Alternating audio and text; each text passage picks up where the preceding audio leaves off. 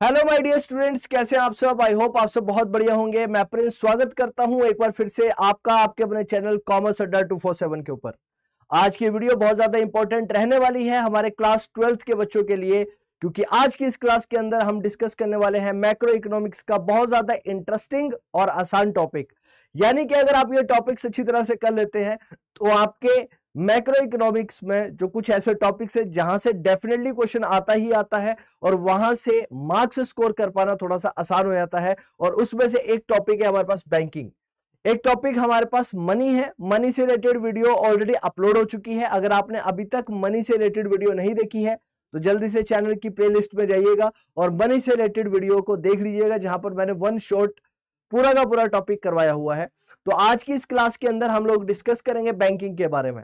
और बैंकिंग की अगर मैं बात करता हूं मेरे प्यारे बच्चों, तो बैंकिंग टॉपिक दो पर्सपेक्टिव से समझा जाता है, या फिर दो चीजों को हम लोगों ने बहुत ज्यादा डिटेल में समझना है बैंकिंग के अंदर। एक हमारे पास है बच्चे हमारे कॉमर्शियल बैंक्स, और दूसरे पर हमारे पास आता है बच्चे हमारा सेंट्रल बैंक। और सेंट्रल बैंक की अगर मैं बात करता हूं तो सेंट्रल बैंक इंडिया के अंदर कौन सा है, that is Reserve bank of India. और रिजर्व बैंक ऑफ इंडिया के द्वारा क्या किया जाता है बेटा, एक पॉलिसी भी लेके आई जाती है जिस पॉलिसी को बोला जाता है मॉनेटरी पॉलिसी। क्या बोला जाता है, मॉनेटरी पॉलिसी। और इस मॉनेटरी पॉलिसी के जरिए वो बेसिकली कंट्रोल करने की कोशिश करता है क्या, इन्फ्लेशन को और डिफ्लेशन को, राइट।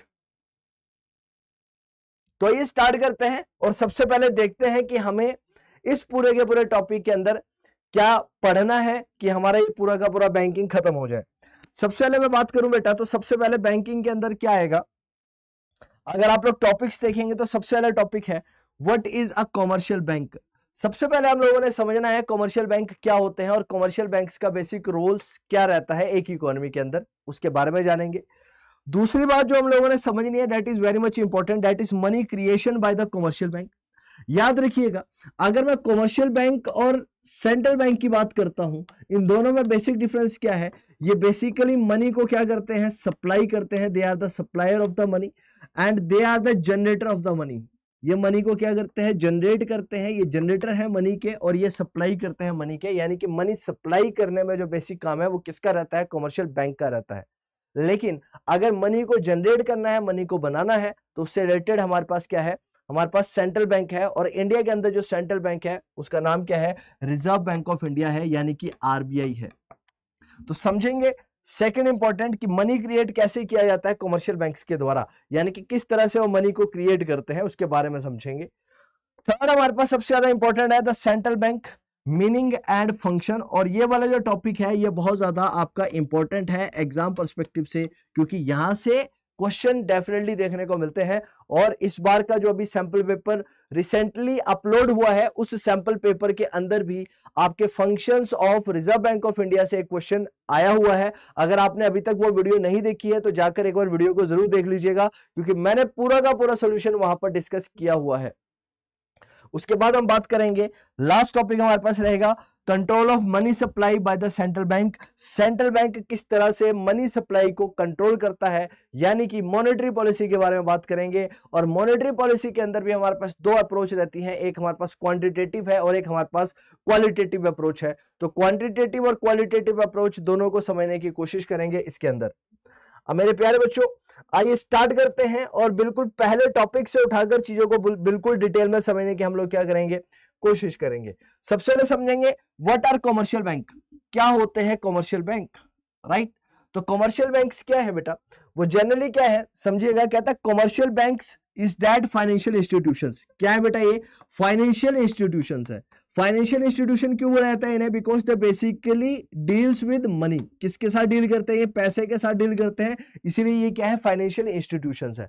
अगर मैं कॉमर्शियल बैंक्स की बात करता हूं तो क्या कहता है कि commercial banks basically financial institutions है जो क्या करते हैं, एक्सेप्ट करते हैं डिपॉजिट्स को, किससे, लोगों से, and loans for the purpose of the consumption or investment and gives loan for the purpose of consumption or investment। अब मेरे प्यारे बच्चों ध्यान से समझ लो, अगर मैं आप लोगों को सिंपल सी सेंस में समझाने की कोशिश करूं कि कॉमर्शियल बैंक क्या है, तो आप लोग ये बोलेंगे कि कॉमर्शियल बैंक्स बेसिकली क्या करते हैं। कॉमर्शियल बैंक्स क्या है, तो आप बोलेंगे कि commercial bank sir financial institutions है जो क्या करते हैं, लोगों से, यानी कि लोगों का मतलब यहां पर जनरली क्या है बेटा, लोगों से यहां पर मतलब है हाउस होल्ड से।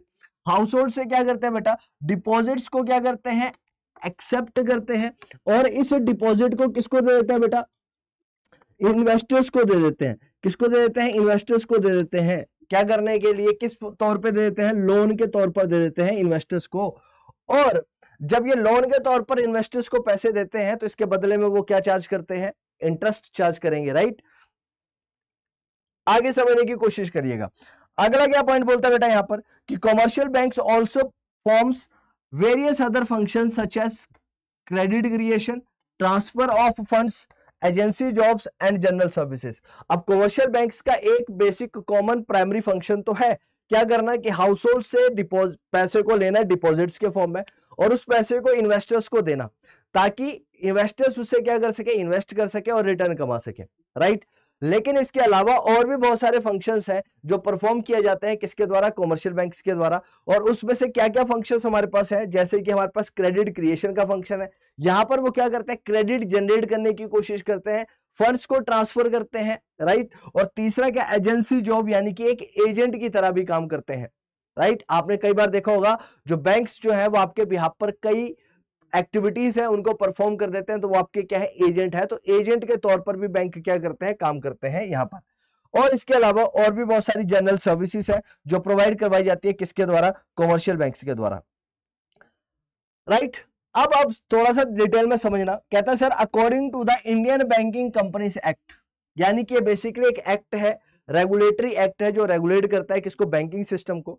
तो अगर मैं बोलता हूं इंडियन बैंकिंग कंपनीज एक्ट के अकॉर्डिंग बैंकिंग कंपनी कौन होगी, यानी कि कौन से ऐसी कंपनीज रहेगी जो बैंक के तौर पर क्या कर सकती है, काम कर सकती है।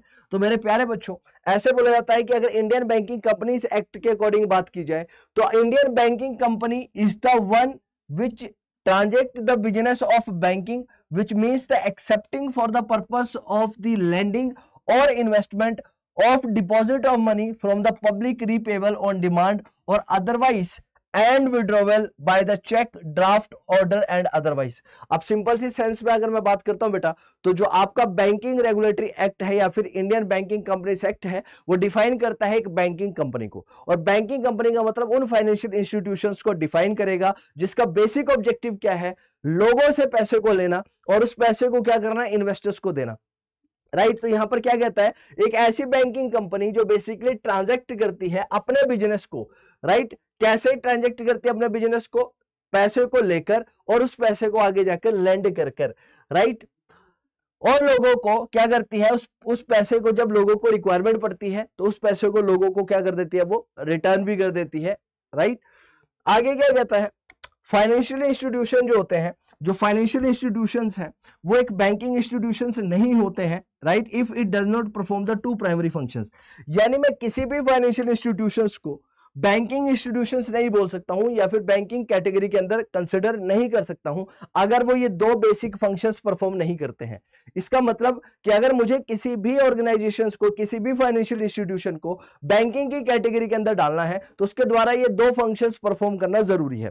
सबसे पहला क्वेश्चन क्या है, सबसे पहला क्या है यहाँ पर, एक्सेप्टिंग चेकेबल डिपॉजिट, यानी कि चेक्स के फॉर्म में डिपॉजिट को एक्सेप्ट करना। और सेकंड क्या है, मार्किंग एडवांस और ऑफरिंग लोन्स। और दूसरा काम क्या, लोगों को लोन देना। ये दोनों काम अगर कोई फाइनेंशियल इंस्टीट्यूशन परफॉर्म करता है तो हम उसको कंसिडर कर सकते हैं बैंकिंग के अंदर, अदरवाइज उसको बैंकिंग के अंदर कंसिडर नहीं किया जाएगा। इसका मतलब एग्जांपल के तौर पर आप यहां पर देख लीजिए, जैसे कि हम ये कह सकते हैं LIC, LIC का मतलब है लाइफ इनकॉर्पोरेशन ऑफ इंडिया। अगर मैं life insurance corporation of India की बात करता हूं, उसका क्या है, एक ये फाइनेंशियल इंस्टीट्यूशन है लेकिन ये बैंक नहीं है। ये फाइनेंशियल इंस्टीट्यूशन तो है लेकिन इसको बैंक की कैटेगरी में नहीं रखा जाता है, बिकॉज ये ऑफर लोन तो देता है लेकिन ये चेकेबल डिपॉजिट्स एक्सेप्ट नहीं करता लोगों से, यानी कि लोगों से चेक्स जो है उसके फॉर्म में डिपॉजिट्स को नहीं लेता है, इसलिए हम उसको इसकी कैटेगरी के अंदर नहीं रखेंगे, बैंक्स की कैटेगरी के अंदर नहीं रखेंगे।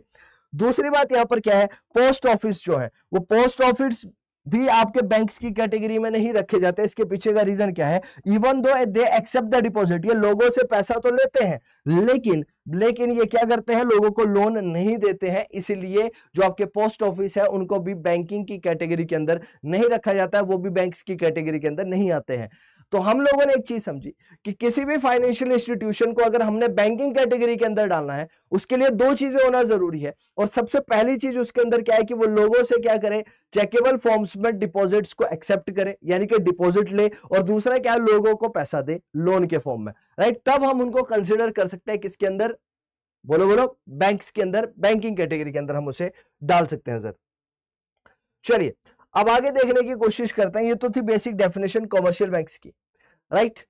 अब सबसे ज्यादा इंपॉर्टेंट पॉइंट यहां पर क्या है, that is the second point, और वो सेकंड पॉइंट क्या है हमारे पास, money creation by the commercial banks. जो आपके कमर्शियल बैंक्स है वो किस तरह से मनी क्रिएट करते हैं, मनी जनरेट करते हैं, उसके बारे में बात करते हैं। इंपॉर्टेंट टॉपिक है, ध्यान से समझ लेना, बहुत ज्यादा इंपॉर्टेंट टॉपिक है आपके एग्जाम पर्सपेक्टिव से, और यहां से आपके एग्जाम में कई बार क्वेश्चन पूछा जाता है और बार बार क्वेश्चन पूछा जाता है। तो पूरी चीजें बहुत ज्यादा डिटेल में समझेंगे, समझने की कोशिश करिएगा। अगर मैं बोलूं कि किस तरह से जो आपके कमर्शियल बैंक है वो मनी क्रिएट करते हैं, यानी कि मनी जनरेट करते हैं, क्रिएट किया जाता है आपके कमर्शियल बैंक्स के द्वारा, किस तरह से पैसा बनाया जाता है, किसके द्वारा, कमर्शियल बैंक्स के द्वारा, समझते हैं। कहता है sir commercial banks are important source of money supply. मैंने आपको ऑलरेडी बताया हुआ है जो कमर्शियल बैंक्स है उनका बेसिक काम क्या है, मनी सप्लाई करने का है, पैसों को सप्लाई करने का है। क्यों, जिसके पास पैसे हैं से लेकर जिसके पास पैसे नहीं है उनके बीच में क्या करते हैं, ये पैसों को ट्रांजैक्ट करवाते हैं बेसिकली। तो हम क्या बोल सकते हैं कि कमर्शियल बैंक जो है वो बहुत ज्यादा एक इंपॉर्टेंट सोर्स है मनी सप्लाई की किसी भी इकोनॉमी के अंदर। लेकिन commercial banks do not have the authority of issuing the currency, that is they do not issue notes और कॉइंस। इनके पास मनी सप्लाई का तो अधिकार है, यानी कि पैसा जनरेट करने की रिस्पॉन्सिबिलिटीज तो इनके पास है, लेकिन ये करेंसीज को प्रिंट नहीं करवा सकते हैं, ये करेंसीज को जनरेट नहीं करा सकते हैं, राइट, बिकॉज इनके पास ये अथॉरिटी या फिर राइट नहीं है इशू करने की करेंसी को। ना वो क्वाइंस के फॉर्म में करेंसीज को इशू कर सकते हैं, ना वो नोट्स के फॉर्म में कर सकते हैं। तो इसका राइट किसके पास है, इसका राइट आपके सेंट्रल बैंक के पास है, और इंडिया के अंदर जो सेंट्रल बैंक है उसको क्या बोला जाता है, that is Reserve bank of India. तो ये राइट किसके पास है, आपका रिजर्व बैंक ऑफ इंडिया के पास है, क्या करने का, अथॉरिटी है, पावर है किसके पास, आपके रिजर्व बैंक ऑफ इंडिया के पास, कि वो नोट्स और कॉइंस को क्या कर सके, इशू कर सके। आई होप आप लोग को समझ में आ रहा होगा।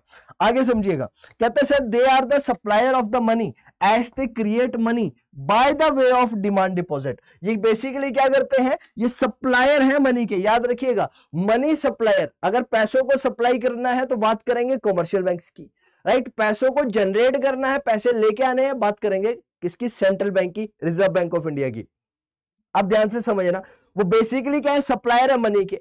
क्योंकि वो पैसा कैसे क्रिएट करते हैं, वो लोगों से पैसा एक्सेप्ट करते हैं। क्या करते हैं, लोगों से पैसा एक्सेप्ट करते हैं और उस पैसे को अपने पास रखते हैं, राइट। सेविंग्स, जैसे कि आप लोग सेविंग अकाउंट्स खुलवाते हो, तो आप लोग सेविंग अकाउंट्स में बेसिकली क्या करते हो, मान लो ये बैंक है, तो सेविंग अकाउंट्स में हाउस होल्ड बेसिकली क्या करता है, अपने पैसे को डाल देता है, और उसके बदले में बैंक्स जो है वो आपको क्या दे देते हैं, लोन दे देते हैं आपको, उसके बदले में क्या देते हैं, इंटरेस्ट देते हैं। और फिर ये जो बैंक के पास जो आप लोगों ने पैसा डाला, इस पैसे को बैंक फर्दर क्या कर देता है बेटा, एलोकेट कर देता है लोन के फॉर्म में, किसको, इन्वेस्टर्स को, इंस्टीट्यूशंस को, ताकि वो इस पैसे को इन्वेस्ट करे, और इन्वेस्ट करके क्या कमाए, रिटर्न कमाए, और उनसे उसके बदले में क्या ले लेता है, इंटरेस्ट ले लेता है। और आप जनरली क्या होता है, आपको ये कम इंटरेस्ट देता है, और जो जिनको इन्होंने पैसा लोन पर दिया होता है उनसे ज्यादा इंटरेस्ट चार्ज करता है। क्या करता है, चार्ज करता है। और जो डिफरेंस है वो बेसिकली एक किस्म से इनकम होती है, किसके लिए, बैंक्स के लिए।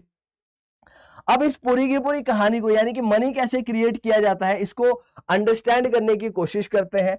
एक पूरी की पूरी प्रोसेस जो है, पूरा का पूरा जो मैकेनिज्म है, इस मैकेनिज्म को समझने की कोशिश करते हैं। तो आइए स्टार्ट करते हैं।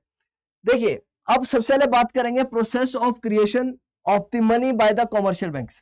पूरी की पूरी प्रोसेस जानने की कोशिश करेंगे, प्रोसेस को समझने की कोशिश करेंगे कि कैसे कमर्शियल बैंक्स के द्वारा मनी क्रिएट किया जाता है, how many is basically created by the commercial banks.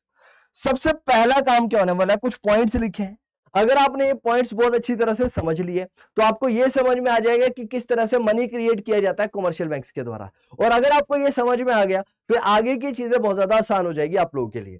सबसे पहले क्या होता है, सबसे पहले बात की जाती है कि bank receive the cash deposit from the people. सबसे पहला काम क्या, मान लो बेटा ये हमारा बैंक है, तो ये बैंक क्या करेगा बेटा, ये हमारे पास हाउस होल्ड है, तो हाउस होल्ड से बैंक क्या करने वाला है, लोगों से क्या करने वाला है, पैसा एक्सेप्ट करने वाला है। क्या करने वाला है, लोगों से पैसा एक्सेप्ट करने वाला है, डिपॉजिट्स एक्सेप्ट करने वाला है। इसको क्या बोला जाता है, और इस डिपॉजिट को हम नाम दे देते हैं प्राइमरी डिपॉजिट, यानी कि बेसिक डिपॉजिट है जो किसके पास जाती है, कमर्शियल बैंक्स के पास जाती है। तो सबसे पहली इंपॉर्टेंट चीज हम लोगों ने क्या समझी कि सबसे पहले जो बैंक्स हैं वो क्या करते हैं, वो कैश डिपॉजिट जो है वो लोगों से लेते हैं। किससे लेते हैं, कैश डिपॉजिट लोगों से लेते हैं, और उसके बाद उस पैसे को क्या किया जाता है, कलेक्ट किया जाता है। और जब वो पैसा कलेक्ट किया गया, उस पैसे को हमने क्या नाम दे दिया बेटा, उसको हम लोगों ने बोल दिया क्या, प्राइमरी डिपॉजिट। क्या बोल दिया हम लोगों ने, प्राइमरी डिपॉजिट बोल दिया। उसके बाद क्या होगा, सेकंड काम क्या होगा, bank lend money many times more than their cash reserves. अब बैंक इसके बाद क्या होगा, इस पैसे को आगे लैंड करने वाला है, इस पैसे को आगे क्या करने वाला है, लैंड करने वाला है। किसको करने वाला है, इन्वेस्टर्स को। किसको करने वाला है, इन्वेस्टर्स को। कहता है बैंक जो है वो इस मनी को बहुत बार बहुत टाइम क्या करता है, लैंड करता है, राइट। जितनी उसकी कैश रिजर्व्स की कैपेसिटी है उससे ज्यादा वो उस पैसे को क्या करता है, आगे देता है, क्योंकि ये सारी चीजें सर्कुलेशन में चलती है बेटा। थर्ड पॉइंट क्या होने वाला है, money is lent bye the commercial bank not in the form of cash but in the form of credit entry in the accounts of the borrowers. These credit entries are known as secondary deposits। क्या जाना जाता है इसको, credit entries जो है इसको secondary deposit के नाम से जाना जाता है। तो क्या कहता है बेटा, ध्यान से समझ लो। पहला काम क्या हुआ, लोगों से पैसा लिया, राइट, उसको बोल दिया हम लोगों ने प्राइमरी डिपॉजिट। उसके बैंक उस पैसे को क्या करेगा, लेंड करेगा। लेंड करने के बाद क्या होगा, जो मनी लेंड किया जाएगा कमर्शियल बैंक्स को, वो सिर्फ और सिर्फ कमर्शियल्स बैंक्स के द्वारा जो मनी लेंड किया जाता है वो सिर्फ और सिर्फ कैश के फॉर्म में ही नहीं होता है, बल्कि वो क्रेडिट एंट्री के फॉर्म में भी होता है, यानी कि एंट्रीज के फॉर्म में भी उसको दिखाया जाता है। कहां पर, बोरोवर्स की अकाउंट्स के अंदर। और ये जो क्रेडिट एंट्रीज है ये सेकेंडरी डिपॉजिट है। क्या है बेटा, ये सेकेंडरी डिपॉजिट है। अब मेरे प्यारे बच्चों ध्यान से समझ लो, एक हमारे पास हो गया प्राइमरी डिपॉजिट और एक हमारे पास हो गया सेकेंडरी डिपॉजिट। प्राइमरी डिपॉजिट का मतलब क्या है, लोगों से पैसा लिया, लोगों से कैश के फॉर्म में पैसा लिया और बैंक के अंदर डाल दिया। सेकेंडरी डिपॉजिट का मतलब क्या है कि भाई लेंड तो किया लेकिन उसके बदले में कैश का फ्लो नहीं हुआ बल्कि एंट्रीज पास हुई बेटा, राइट। किसके फॉर्म में, एंट्रीज के फॉर्म में पैसे को क्या कर दिया, ट्रांसफर कर दिया, और उसको बोल दिया ये क्या है, सेकेंडरी डिपॉजिट है। फोर्थ पॉइंट क्या कहता है, जो बोरोवर्स है can issue cheque against credit loans in their accounts, this cheque circulate in the economy as the money.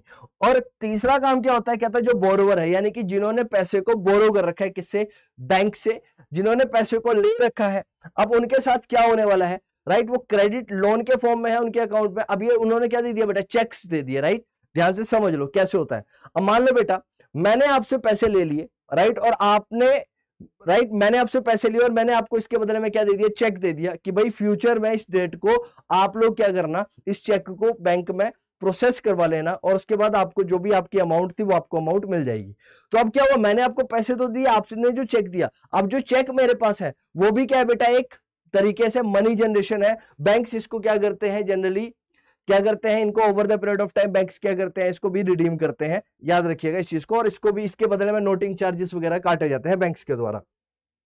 आगे क्या होने वाला है, primary deposit plus secondary deposit. ये जो प्राइमरी डिपॉजिट और सेकेंडरी डिपॉजिट है ये डिमांड डिपॉजिट है जो किसके द्वारा हेल्ड की जाती है, that is basically held by the people in the commercial bank. और ये प्राइमरी डिपॉजिट और सेकेंडरी डिपॉजिट आपके जो मिलकर बनाएंगे वो क्या बनाएंगे, डिमांड डिपॉजिट बनाने वाले हैं, जिसको लोगों के पास क्या किया था, लोगों के द्वारा हेल्ड किया जाता है। आगे क्या बोला जाता है, total demand deposit with the banks are many times more than the cash reserves of the commercial bank। कहता है जो टोटल डिपॉजिट की बात की जाए यानी कि प्राइमरी डिपॉजिट और सेकेंडरी डिपॉजिट की अगर बात की जाए तो ये बहुत ज्यादा होता है। इतना ज्यादा कैश रिजर्व नहीं होता बैंक के पास जितना primary deposit plus secondary deposit मिलकर एक्यूमुलेट कर देते हैं वैल्यूज को। आगे क्या कहता है, this is because of the commercial bank no by the way of the historical experience that all these depositors would not show up in the banks to withdraw all their deposit by the way of cash। यानी कि अब ये बैंकों को पहले से पता होता है, बैंक बहुत ज्यादा तेज होते हैं, वो बहुत अच्छी तरह से जानते हैं कि भाई कितने लोग जो है वो इमीडिएट पैसा विड्रॉ कर लेंगे। सारे के सारे लोग थोड़ी आ जाएंगे इमीडिएट बेसिस पर पैसा विड्रॉ करने के लिए, और ये सारा का सारा पैसा जो है वो सर्कुलेट होता रहेगा, राइट। यानी कि आपके पास प्राइमरी फॉर्म में भी पैसा आया, आपके पास सेकेंडरी फॉर्म में भी, चेकेबल फॉर्म्स में भी पैसा आया, और उस पैसे को क्या करते रहे, सर्कुलेट करते रहे, क्योंकि बैंक बहुत अच्छी तरह से जानते हैं कि इमीडिएट बेसिस पर कोई भी सारे के सारे पैसे को विड्रॉ करने के लिए नहीं आने वाला है। आगे समझना, if experience shows that the withdrawal are generally around 10% of the demand deposit, the bank need to keep 10% of the deposit of the cash reserves। अब मेरे प्यारे बच्चों ध्यान से समझ लो, बहुत अच्छी तरह से समझ लेना। अब मान लो प्राइमरी डिपॉजिट मेरे पास है, सेकेंडरी डिपॉजिट मेरे पास है, दोनों डिपॉजिट मेरे पास है, बैंक्स के पास है, मैं बैंक हूं, मेरे पास प्राइमरी डिपॉजिट और सेकेंडरी डिपॉजिट दोनों पड़े हैं। अब बैंक जनरली क्या करता है, जब अपने बिजनेसेस को ऑपरेट करता है, यानी अपना काम कर रहा है, राइट, महीनों सालों हो गए बैंक को चले हुए, तो बैंक ने क्या करा, एक चीज ऑब्जर्व करी कि भाई अगर मैं जनरली देखता हूं तो 10% लोग ही अपने पैसे को रिडीम करवाने के लिए आते हैं एक साल के अंदर या फिर एक महीने के अंदर। तो बैंक क्या करेगा, 10% रिजर्व अपने पास रखेगा पैसे का कैश के फॉर्म में, और बाकी सारा पैसा उसके पास क्या होगा, आगे इन्वेस्ट करने के लिए अवेलेबल है, जिसको वो आगे इन्वेस्टर्स को दे सकता है, किसके फॉर्म में, लोन के फॉर्म में। तो कहता है if experience shows that the withdrawals are generally around 10% of the demand deposit, इस पूरे डिमांड डिपॉजिट का सिर्फ और सिर्फ 10% ही विड्रॉवल्स है, जो बैंक है उसको सिर्फ और सिर्फ अपने पास 10% ही कैश रिजर्व्स के फॉर्म में रखना पड़ेगा। तो बाकी 90% है वो कहां गया, बाकी 90% कहां गया। अब ये पूरा का पूरा 90% यूज होगा मनी क्रिएशन के अंदर, देखिएगा और समझने की कोशिश करिएगा। तो कहता है sir all demand deposit held by the people serve as money supply in the economy just like the cash held by the people, right. तो क्या कहता है, जितना भी डिमांड डिपॉजिट अब जो है वो सारा का सारा मनी सप्लाई के तौर पर होने वाला है यूज इकोनॉमी के अंदर। लास्ट पॉइंट क्या कहता है, demand deposit serving as money supply is called the bank money. ध्यान से समझ लो, जो डिमांड डिपॉजिट जो मनी सप्लाई के लिए यूज होने वाला है, यानी जो बचा हुआ पैसा है, राइट, उसको क्या करने वाले हैं हम लोग, मनी सप्लाई के तौर पर यूज करने वाले हैं, और उसको बोल दिया जाएगा bank money. This is money created by the banks because this is circulating in the system not in the form of cash but in the form of cheques issued by the banks to the holder of the demand deposit. लेकिन ये सारा का कहता है, ये जो सारा का सारा मनी क्रिएट हुआ है, बैंक की क्रिएट किया गया है बैंक्स के द्वारा, राइट, इसको सर्कुलेट किया जाएगा सिस्टम के अंदर, किसके फॉर्म में, कैश के फॉर्म में नहीं सर्कुलेट किया जाएगा, बट इसको सर्कुलेट किया जाएगा चेकेबल डिपॉजिट के फॉर्म में या फिर चेक्स के फॉर्म में। आ रही है बात समझ में? जी सर, आगे बात समझ में। अब आइए इसको थोड़ा सा प्रैक्टिकल फॉर्म में भी समझने की कोशिश करते हैं कि कैसे मनी क्रिएट किया जाता है, मनी क्रिएशन की प्रोसेस क्या है। और ये वाला जो पॉइंट है ये इंपॉर्टेंट है, क्योंकि यहां से आपके एग्जाम में आता है क्वेश्चन, यहां से आपके एग्जाम में देखने को मिलेगा क्वेश्चन, तो ये वाला पोर्शन आप लोगों के लिए बहुत ज्यादा हो जाता है इंपॉर्टेंट, तो समझने की कोशिश करिएगा। तो कहता है let us try to understand this with the help of an illustration. Let us assume that, हम ये मानते हैं कि there is a single bank system. हम मानते हैं कि सिर्फ और सिर्फ एक ही बैंक है पूरे की पूरी इकोनॉमी के अंदर। हमने मान लिया कि सिर्फ और सिर्फ एक ही बैंक है, और वो बैंक क्या है, मान लेते हैं हम लोग एक्सिस बैंक है। कौन सा बैंक है, वो एक्सिस बैंक है। सिर्फ और सिर्फ एक ही बैंक है पूरी की पूरी इकोनॉमी के अंदर, इन the economy, and initially the bank receives the deposit of ₹1000। अब बैंक के पास कितनी डिपॉजिट आ गई, कहां से, हाउस होल्ड से। लोगों ने क्या करा, इसके अंदर डिपॉजिट कर दी, कितने की डिपॉजिट कर दी, 1000 रुपए की बैंक ने लोगों ने इसके अंदर क्या कर दी, डिपॉजिट कर दी।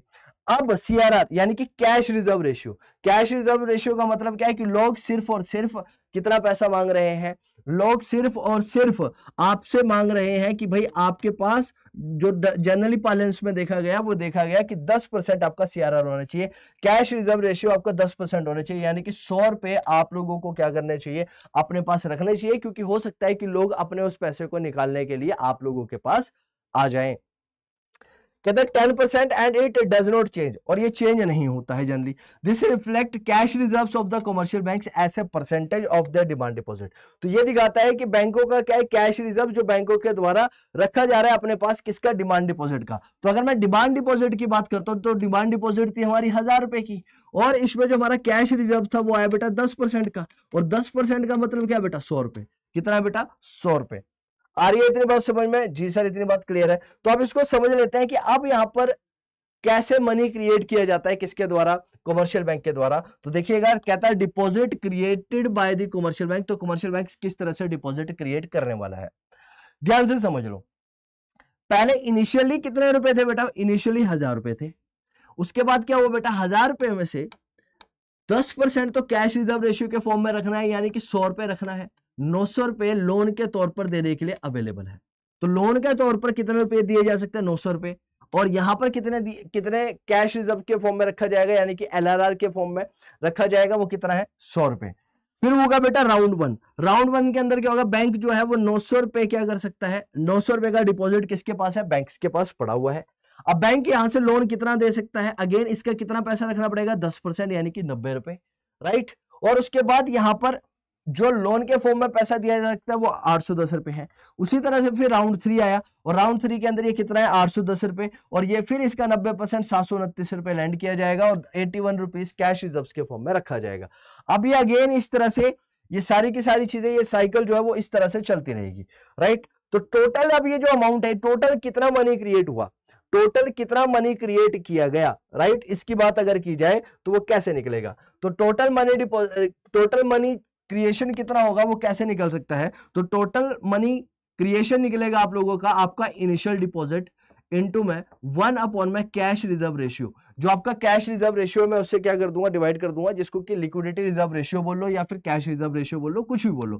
तो इनिशियल डिपॉजिट कितनी है बेटा, इनिशियल डिपॉजिट 1000 रुपए की है, और आपका जो रेट है वो कितना बेटा, 0.10 का है। और अगर मैं इसको हटाऊंगा तो बेटा ऊपर मुझे क्या करना पड़ेगा, मल्टीप्लाई करना पड़ेगा 10 से, राइट। तो अगर मैं इसको मल्टीप्लाई करूंगा तो मेरा आ जाएगा बेटा 10,000। तो मनी जो क्रिएट हुआ वो कितना होगा, 10,000 होगा, राइट। और 10,000 में से जो लोन के फॉर्म में दिया जा सकता है वो 9,000 है, और कैश रिजर्व्स के फॉर्म में जो रखा जाएगा वो कितना होगा, 1,000 रुपीज होगा। कहता sir it can also be explained with the help of the following formula. कैसे एक्सप्लेन किया जा सकता है, फॉलोइंग फॉर्मूला से। आप या तो ऐसे ऐसे करके पूरी की पूरी प्रोसेस को निकालते रहो, फिर आप 10,000 की वैल्यू पर पहुंच जाओगे। अगर आप वहां से नहीं निकालते हो तो आप इसे कैसे निकाल सकते हो, इसे फॉर्मूले से निकाल सकते हो, और वो कैसे निकलेगा, money multiplied is equal to 1/LRR।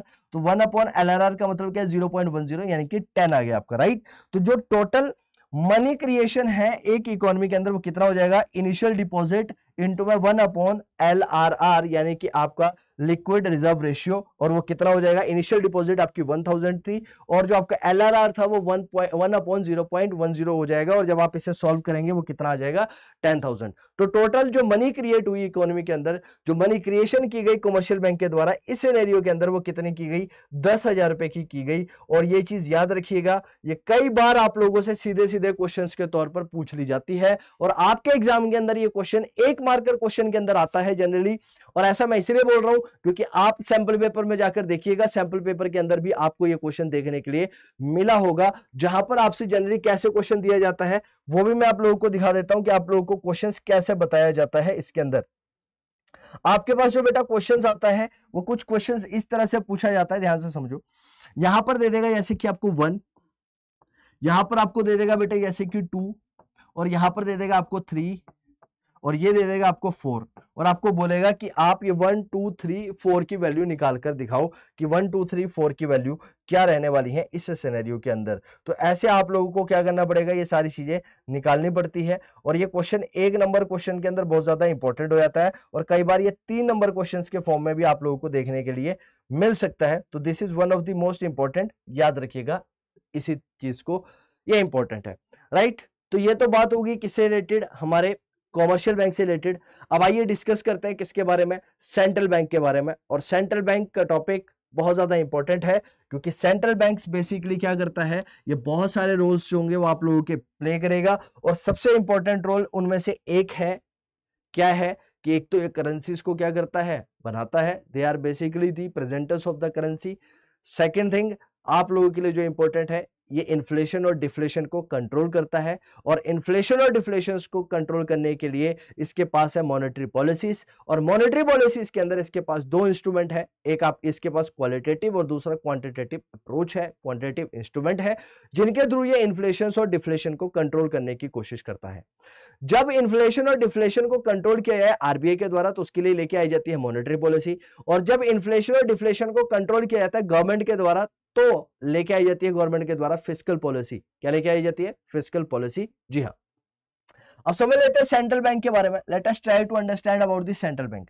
अगर मैं सेंट्रल बैंक्स की बात करता हूं तो सेंट्रल बैंक का मतलब क्या है, सबसे पहले ये समझिएगा। तो कहता है sir central bank may be defined as an institution charged with the responsibility of managing the expansion and contractions of the volume of the money supply for general economy welfare, ताकि ज्यादा से ज्यादा लोगों का भला हो सके, पूरी की पूरी सोसाइटी का वेलफेयर किया जा सके।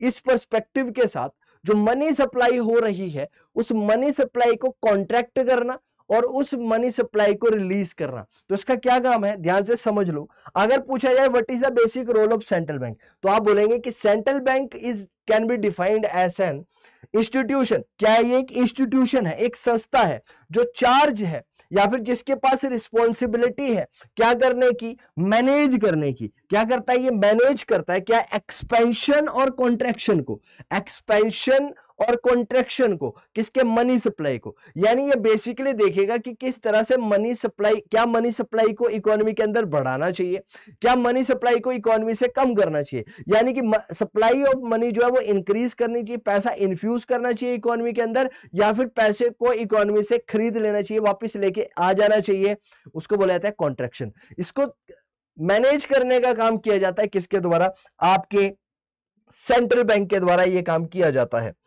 अब ध्यान से समझना आगे क्या कहता है, कहता है the central bank is the apex institution. ये ध्यान से समझिए, ये एक एपेक्स इंस्टीट्यूशन है, कहां पर, बैंकिंग के अंदर, and financial structure of the country. यानी कि जब मैं फाइनेंशियल हायरार्की की बात करता हूं तो सबसे ऊपर और सबसे मेन क्रूशियल बैंक कोई है तो वो आपका रिजर्व बैंक ऑफ इंडिया है। तो reserve bank of India is basically the apex institution. कैसा इंस्टीट्यूशन है ये, एक एपेक्स इंस्टीट्यूशन है बैंकिंग के अंदर। और फाइनेंशियल स्ट्रक्चर की कभी भी बात की जाए कंट्री के अंदर तो उसके अंदर जो सबसे इंपॉर्टेंट इंस्टीट्यूशन है वो क्या है हमारे पास, क्या है, रिजर्व बैंक ऑफ इंडिया है, यानी कि सेंट्रल बैंक है। अब सेंट्रल बैंक की रिस्पॉन्सिबिलिटी समझ लेते हैं। What are the roles that are being played by central bank. Central bank क्या क्या काम करता है। सबसे पहला इंपॉर्टेंट काम सेंट्रल बैंक का क्या है, कहता है sir it issues notes and coin. सबसे इंपॉर्टेंट काम क्या है, ये नोट और कॉइन्स को क्या करता है, इशू करता है। यानी कि it is basically the issuer of the notes and coins in the economy. सबसे पहली बात तो ये है। दूसरी बात, it is the lenders of the last resort to the banks. जब बैंकों को पैसों की जरूरत होती है तो बैंक किसके पास जाते हैं, जैसे कि अगर कभी आप लोगों को पैसों की रिक्वायरमेंट पड़ जाए तो आप किसके पास जाते हैं, अपने पेरेंट्स के पास, कि सर आप बोलते हैं, क्या बोलते हैं आप, कि सर मम्मी पापा मुझे थोड़े बहुत पैसे दे दो किसी काम के लिए। सेम सेंस में जब बैंक्स को पैसों की रिक्वायरमेंट होती है तो वो किसके पास जाते हैं, वो जाते हैं सर किसके पास, रिजर्व बैंक ऑफ इंडिया के पास। तो हम बोल सकते हैं this is basically the lenders of the last resort to the bank. उसके बाद क्या कहता है sir, it is the lenders of the last resort to the government. Government के जितने भी खर्चे हैं या फिर गवर्नमेंट की जितनी भी रिसीट है, गवर्नमेंट की जितनी भी इनकम है या गवर्नमेंट की जितने भी एक्सपेंडिचर है, वो सारे के सारे इनकम और एक्सपेंडिचर का ध्यान कौन रखता है, आपका सेंट्रल बैंक। उसके बाद बात करता है, कहता है sir ensure stable financial system. ये कोशिश करता है कि इकोनॉमी के अंदर एक प्रॉपर फाइनेंशियल सिस्टम जो है वो पूरी तरह से स्टेबलाइज्ड हो, और उसको स्टेबलाइज करने के लिए ये मॉनेटरी वर्क करता है, ये डिफरेंट डिफरेंट पॉलिसीज लेकर आता रहता है जिसको फॉलो करना पड़ता है किसके द्वारा, जितने भी कॉमर्शियल बैंक है उनके द्वारा। उसके बाद बात करता है ग्रोथ एंड एम्प्लॉयमेंट की। ये बात करता है कि कैसे लोगों की ग्रोथ करवाई जा सकती है। ग्रोथ का मतलब है कि लोगों के पर कैपिटा इनकम को कैसे इंक्रीज किया जा सकता है, लोगों को ज्यादा एम्प्लॉयमेंट किस तरह से दी जा सकती है, सेक्टर स्पेसिफिक कैसे ग्रो किया जा सकता है, सेक्टर स्पेसिफिक पैसा कैसे हम इन्फ्यूज कर सकते हैं एक पर्टिकुलर सेक्टर के अंदर ताकि उस सेक्टर की ग्रोथ करवाई जा सके उससे पर्सपेक्टिव से। उसके बाद कहता है अचीव मैक्रो इकोनॉमिक टारगेट। तो इसका जो बेसिक काम क्या है, पूरी की पूरी कंट्री लेवल पर मैनेज करने का है। कहां पर, कंट्री लेवल पर मैनेज करने का है, इसीलिए इसको कहां पर पढ़ा जाता है, मैक्रो इकोनॉमिक टारगेट है। छोटे लेवल पर इंडिविजुअल लेवल के टारगेट नहीं है बल्कि इकोनॉमी ऐसे होल लेवल के टारगेट है। इसलिए ये कैसा कॉन्सेप्ट है, ये मैक्रो इकोनॉमिक टारगेट ये रखता है क्या, आपका बैंकिंग सेंट्रल बैंक आपके। उसके बाद सेट इंटरेस्ट रेट बैंकों के लिए लगाता है। उसके बाद इन्फ्लेशन टारगेट, इन्फ्लेशन और डिफ्लेशन को कंट्रोल करता है। यह मैं आप लोगों के साथ ऑलरेडी डिस्कस कर चुका हूं। अगला पॉइंट मेरे प्यारे बच्चों जरा ध्यान से समझना। नेक्स्ट पॉइंट क्या है, that what are the functions of the central bank. Let us try to understand the functions. Right, functions का मतलब क्या है कि क्या क्या काम करता है बेसिकली आपके जो कॉमर्शियल बैंक्स हैं या फिर आपके जो सेंट्रल बैंक है उसके द्वारा क्या फंक्शंस, क्या काम किए जाते हैं, क्या क्या कार्य किए जाते हैं मेन। कहते हैं sir central bank plays a leading role in organising, running, supervising, regulating and developing the banking and financial structure of the country. ये बहुत इंपॉर्टेंट बात लिखी गई है और ये उतनी ही ज्यादा इंपॉर्टेंट है। अगर आप इस तरह की चीजें एग्जाम के अंदर डालेंगे और एग्जाम के अंदर लिख के लेके आएंगे तो आप बिलीव करिएगा कि आपका जो स्कोर है वो कम नहीं होगा और आपका स्कोर जो है वो डेफिनेटली बढ़ने वाला है। और वो बात क्या लिखी गई है यहाँ पर कि जो सेंट्रल बैंक्स है वो बहुत ज्यादा एक इंपॉर्टेंट रोल प्ले करते हैं।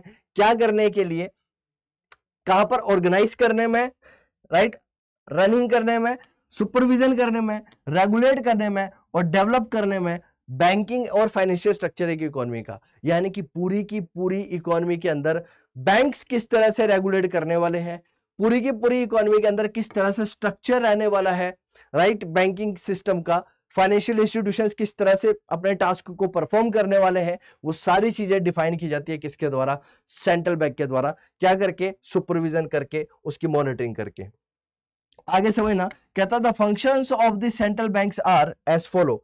सबसे पहले formulation of the monetary policy through, सबसे पहले काम क्या करता है, मॉनेटरी पॉलिसी को फॉर्मुलेट करता है। कैसे, कहता है sir through setting interest rate in short term and keeping inflation and price levelling, right, price level in long term, right. तो सबसे पहले क्या करता है, इंटरेस्ट रेट को कंट्रोल करने की कोशिश करता है। दूसरा क्या कहता है सर, प्राइसिंग एंड डिस्ट्रीब्यूशंस और बैंक नोट्स। आगे क्या कहता है, ensuring the stability of the financial system, supervising others bank to meet the requirements, right. जैसे कि यहां पर क्या आएगा हमारे पास, कॉम्पिटेंट मैनेजमेंट करेगा, एडिक्वेसी ऑफ कैपिटल्स देखेगा, एडिक्वेसी ऑफ कैश फ्लो देखेगा और यहां पर देखता है रिस्क मैनेजमेंट। ये सारी की सारी चीजें क्या की जाती है, मैनेज की जाती है किसके द्वारा, कॉमर्शियल बैंक्स के, अपना सेंट्रल बैंक्स के द्वारा। अब अगला पॉइंट समझने की कोशिश करिएगा, that what are the basic functions of the central bank. तो सबसे पहले आप समझिएगा that it is basically the, it has basically the monopoly of note issues. RBI के द्वारा, रिजर्व बैंक ऑफ इंडिया के द्वारा आपके नोट्स किसी के द्वारा भी इशू नहीं किए जा सकते हैं इकोनॉमी के द्वारा।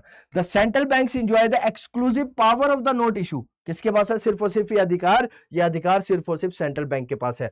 In India the RBI issues all notes, सारे के सारे नोट्स किसके द्वारा इशू किए जाते हैं, रिजर्व बैंक ऑफ इंडिया के द्वारा इशू किए जाते हैं। एक्सेप्ट, ये याद रखिएगा, except ₹1 notes and coin, right, सिर्फ और सिर्फ ₹1 का सिक्का और coins, ₹1 notes are issued by the government of India under the guidance of RBI. कौन इशू करता है, ₹1 के नोट्स को इशू किया जाएगा किसके द्वारा, गवर्नमेंट ऑफ इंडिया के द्वारा। और जितने भी सिक्के हैं उन सिक्कों को बेसिकली इशू किया जाता है किसके द्वारा, आपके आरबीआई के द्वारा। किसके द्वारा इशू किया जाता है, रिजर्व बैंक ऑफ इंडिया के द्वारा इशू किया जाता है। आगे क्या कहता है, the currency notes issued by the central banks are declared unlimited legal tender throughout the country. और जो सेंट्रल बैंक के द्वारा जो नोट्स इशू किए जाते हैं वो क्या है, एक लीगल टेंडर है पूरी की पूरी कंट्री के अंदर। कहता है आगे, the central bank has to keep the reserve of the gold, silver and foreign security for issuing note. अब मेरे प्यारे बच्चों ध्यान से समझ लो, कई बार आप लोग ऐसा सोचते होंगे, क्या सोचते होंगे कि सर हमारे देश में इतनी गरीबी है, राइट, हमारे देश में ऐसे कई लोग हैं जिनको 2 वक्त की रोटी नहीं नसीब हो रही है कई बार, तो आरबीआई क्यों ना इतने सारे नोट्स प्रिंट कर दे, या फिर आरबीआई क्यों ना इतने सारे पैसे बना दे जिससे कि भाई हर किसी लोगों के पास पैसे चले जाए। और जब सबके पास पैसे होंगे तो सारे के सारे क्या कर लेंगे, सारे के सारे क्या कर लेंगे बेटा, अपने रिसोर्सेज को कंज्यूम करेंगे और कहीं ना कहीं एक अच्छी लाइफ जिएंगे। लेकिन बेटा ऐसा हो पाना पॉसिबल नहीं होता है, क्योंकि जब आरबीआई नोट्स को पब्लिश करेगा तो आरबीआई नोट्स को ऐसे ही नहीं बना देता है। आरबीआई जब नोट्स को बनाता है तो उसके पीछे रिजर्व रखता है किसके, गोल्ड, सिल्वर्स और फॉरेन करेंसी के। यानी कि जितने गोल्ड रिजर्व, गोल्ड्स के रिजर्व्स हैं, जितने सिल्वर्स के रिजर्व्स हैं और जितनी फॉरेन करेंसी के रिजर्व है, यानी कि जब एक्सपोर्ट इंपोर्ट हुआ होगा तो फॉरेन करेंसीज इंडिया के पास आई होगी, जब इंडिया से क्या किया होगा, लोगों ने इंपोर्ट किया होगा जो बाहर रहते हैं, तो वहां से क्या होगा बेटा, फॉरेन करेंसी आई होगी। और जब फॉरेन करेंसी बाहर से इंडिया के अंदर आएगी तो फॉरेन रिजर्व बढ़ेगा, और जब ये फॉरेन रिजर्व बढ़ेगा तो इस फॉरेन रिजर्व के बढ़ने की वजह से इनफ्लो होगा फॉरेन करेंसी का। तो उसको ध्यान में रखा जाता है क्या करने के लिए, मनी को, राइट, करेंसी को इंडिया के अंदर बनाने के लिए या फिर करेंसीज को जनरली प्रिंट करने के लिए। सेकंड कहता है bankers agent adviser to the government, ये सबसे ज्यादा इंपॉर्टेंट है। जो कमर्शियल बैंक है वो एक बैंकर की तरह काम करते हैं, एक एडवाइजर, एक एजेंट की तरह काम करते हैं। किसके लिए? बोलो, हमारे हम लोगों के लिए, यानी कि पीपल्स ऑफ द कंट्री के लिए। वहीं पर अगर मैं बात करता हूं गवर्नमेंट की, तो गवर्नमेंट जो है राइट, उसके लिए बैंकर, एजेंट और एडवाइजर के तौर पर काम करता है हमारा क्या? सेंट्रल बैंक, यानी कि reserve bank of India. The banking account of the government, both central and the state, are maintained by the central bank, as the commercial bank does not do it for the customer. As a banker to the government, it helps the government in short-term loans and advances of the temporary requirement and floats public loan for the government. Right ये basically क्या करता है, आप सीधी सी बात समझ लो, ये एक banker, एक एजेंट, एक एडवाइजर की तरह काम करता है गवर्नमेंट के लिए। जिस तरह से कमर्शियल बैंक ये काम करते हैं किसके लिए? हम लोगों के लिए। सेम सेंस में इसी तरह का काम किया जाता है किसके द्वारा? हमारे जो सेंट्रल बैंक है उसके द्वारा। किसके लिए? गवर्नमेंट के लिए। और गवर्नमेंट का मतलब सिर्फ और सिर्फ यहाँ पर सेंट्रल गवर्नमेंट नहीं है, गवर्नमेंट का मतलब यहाँ पर है बेटा both state government as well as the central government. State और सेंट्रल गवर्नमेंट दोनों के लिए क्या करता है? एक एजेंट के तौर पर ये क्या करता है? काम करता है। नेक्स्ट हमारे पास क्या पॉइंट है, यहां पर ध्यान से समझ लो एक बार। Second point is bankers, agents and adviser to the government. As bankers to the government, central bank provides all those services and facilities to the government which public get from the ordinary bank। तो यानी कि सबसे पहले बात हमने क्या करी? Bankers की। तो बैंकर्स का मतलब क्या है? नॉर्मल, जिस तरह से नॉर्मल एक्टिविटीज कमर्शियल बैंक्स के द्वारा लोगों के लिए परफॉर्म की जाती है, सेम सेंस पर सेंट्रल बैंक के द्वारा इसी तरह की सर्विसेज जो है वो दी जाती है। किसको? हमारी गवर्नमेंट को। और गवर्नमेंट के अंदर हमारी सेंट्रल गवर्नमेंट और स्टेट गवर्नमेंट दोनों को कंसिडर किया जाता है। आगे क्या कहता है? एजेंट।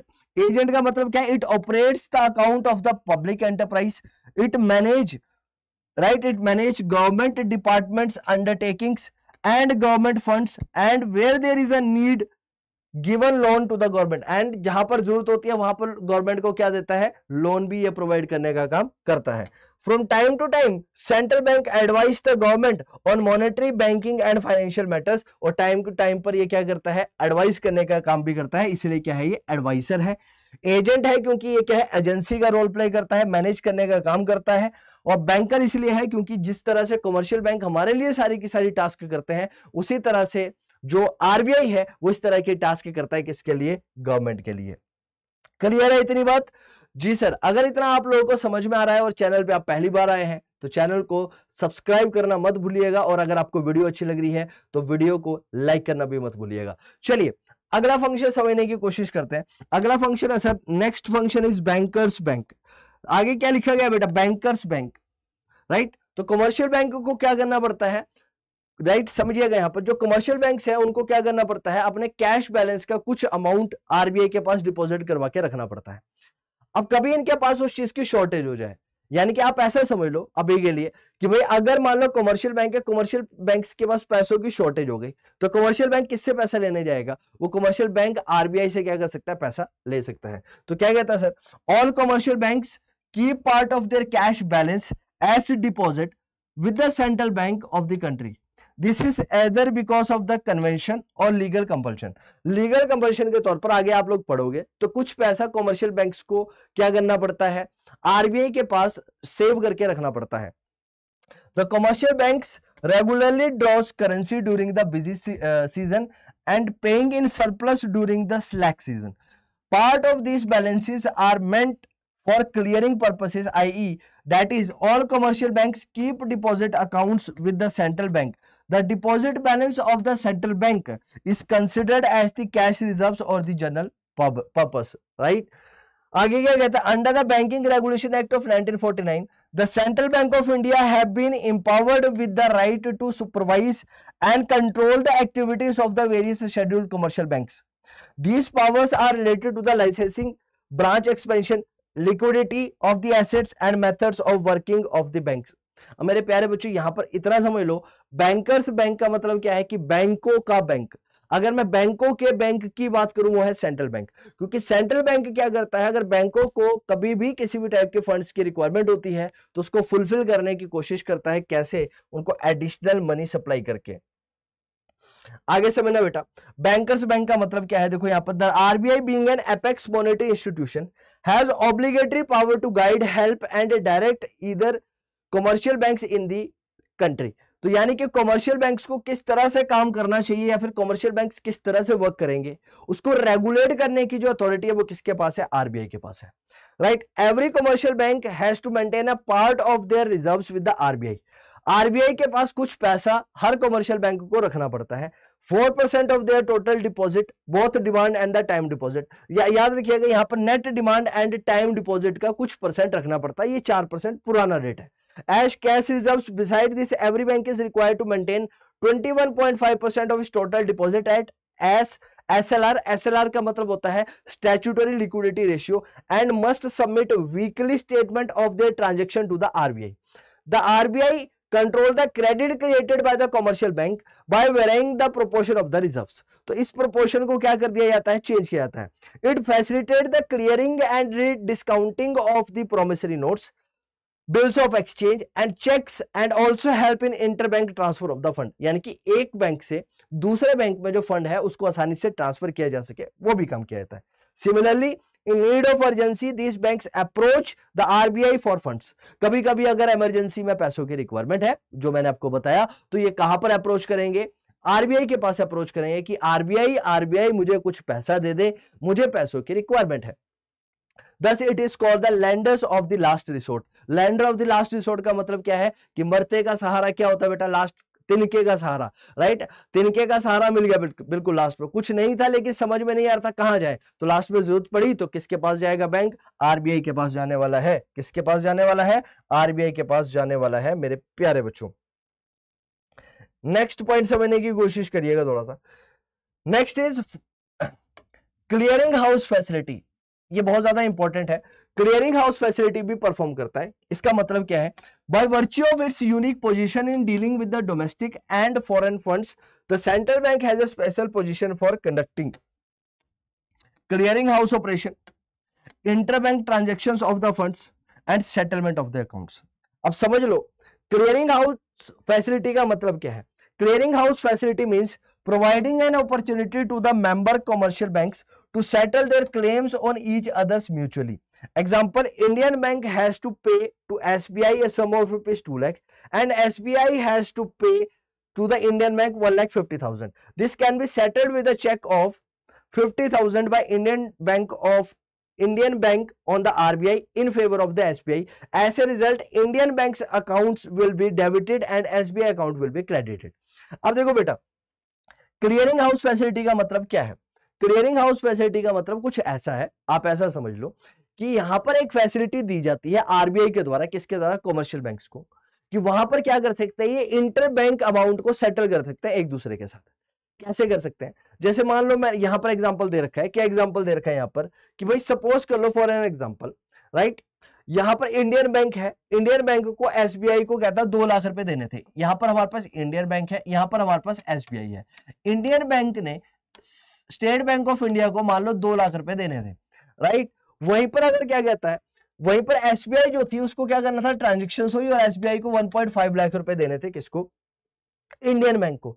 तो अब इसको चेक कहता है, इसको जो सेटल किया जा सकता है वो डायरेक्टली कहता है क्योंकि 2 लाख रुपए इसने देने थे, 1.5 लाख रुपए इसने देने, तो नेट एक काम करो ना, 50,000 रुपए देकर खत्म करो बात। तो यहां पर यही बोला गया, इसको सेटल किया जा सकता है with cheque of 50,000 by Indian bank. Indian bank एक चेक बनाएगा किसके फेवर में, एसबीआई के फेवर में, और किसके पास दे देगा, आरबीआई के पास दे देगा कि आरबीआई ये 50,000 रुपए किसको देने हैं, एसबीआई को देने हैं। ऐसे रिजल्ट जो इंडियन बैंक अकाउंट है वो डेबिट हो जाएगा। इंडियन बैंक अकाउंट जो है वो क्या हो जाएगा बेटा, डेबिट हो जाएगा। कितने से डेबिट हो जाएगा, 50,000 रुपए से। और जो हमारा एसबीआई है, स्टेट बैंक ऑफ इंडिया है, उसका अकाउंट क्रेडिट हो जाएगा कितने से, 50,000 रुपए से क्रेडिट हो जाएगा। तो ये फैसिलिटी भी दी जाती है, इसी को बोला जाता है क्लियरिंग हाउस फैसिलिटी।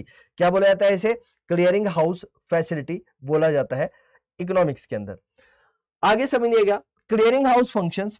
सबसे पहले क्या है, देखिए यहां पर, the RBI operates clearing house to settle banking transactions. The RBI managed 14 major clearing houses of the country situated in different major cities.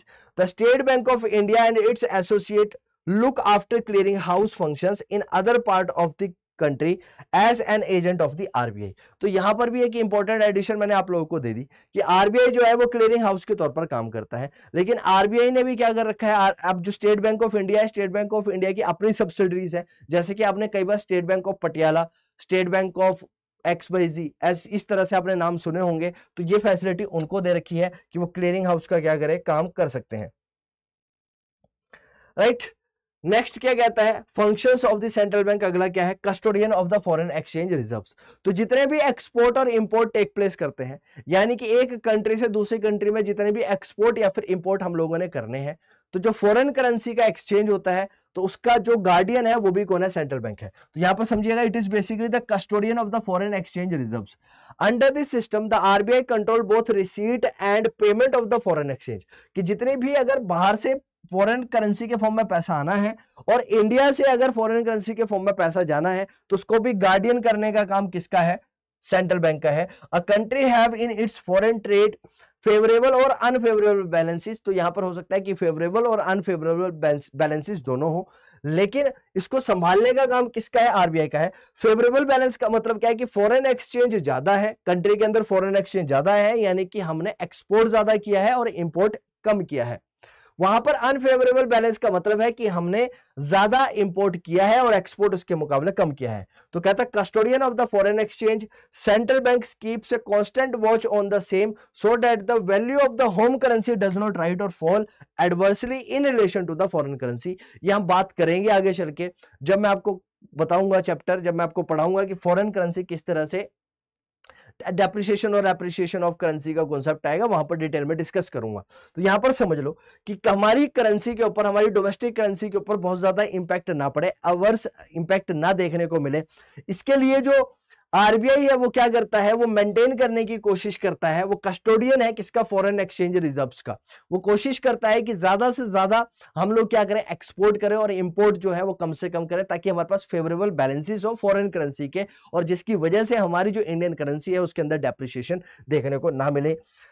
During times of the emergency, the central bank may impose restriction to the control on buying or selling of the foreign currency in the market. तो अगर इसके पास इतना अधिकार है, इसके पास इतने rights है कि अगर ये चाहे इमरजेंसी की सिचुएशन में, यानी कि आपातकालीन सिचुएशन अगर कभी भी आ जाती है एक इकोनॉमी के अंदर, तो वो ये कोशिश करता है कि भाई कैसे करेंसी के ऊपर अगर कंट्रोल लगाना है, करेंसी के एक्सचेंज के ऊपर, करेंसी को बेचने या फिर सामान खरीदने से लेने या खरीदने या बेचने के ऊपर, तो ये लगा सकता है over the period of time. उसके ऊपर भी इसके पास पावर्स है, ये पावर भी इसको दी गई है।